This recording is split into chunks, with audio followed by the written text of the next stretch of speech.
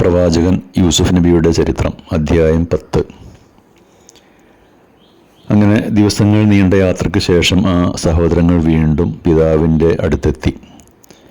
ബിനിയാമീൻ ഈജിപ്തിൽ തടവിലാക്കപ്പെട്ട സംഭവം അവർ പിതാവിനോട് വിശദീകരിച്ചു.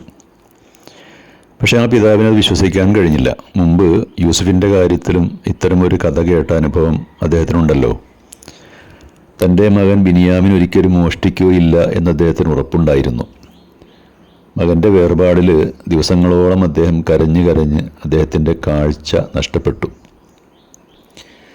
പ്രത്യാശയോടെ പിതാവായ യാക്കൂബ് തൻ്റെ മക്കളോട് യൂസുഫിനെയും ബിനിയാമീനെയും അന്വേഷിക്കാനായി വീണ്ടും ഈജിപ്തിലേക്ക് പറഞ്ഞയച്ചു.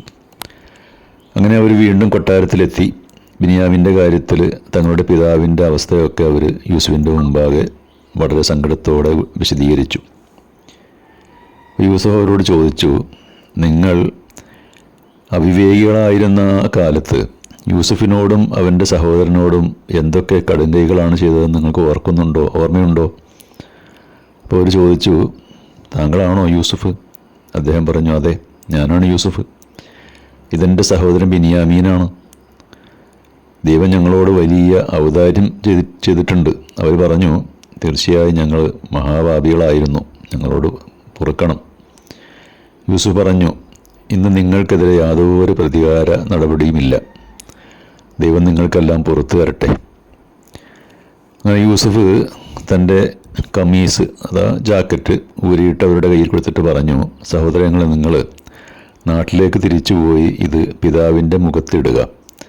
അദ്ദേഹത്തിൻ്റെ കാഴ്ചശക്തി തിരികെ കിട്ടുന്നതാണ്. ശേഷം നിങ്ങൾ കുടുംബസമേതം ഇങ്ങോട്ട് പോരുക. അങ്ങനെ അവർ അവിടെ നിന്ന് വീണ്ടും ഫലസ്തീനിലേക്ക് പുറപ്പെട്ടു. അവർ നാട്ടിലെത്തും മുമ്പേ തന്നെ പിതാവ് തൻ്റെ ചുറ്റുമുള്ളവരോട് പറഞ്ഞു, എനിക്കിതാ യൂസുഫിൻ്റെ ഗന്ധം അനുഭവപ്പെടുന്നു.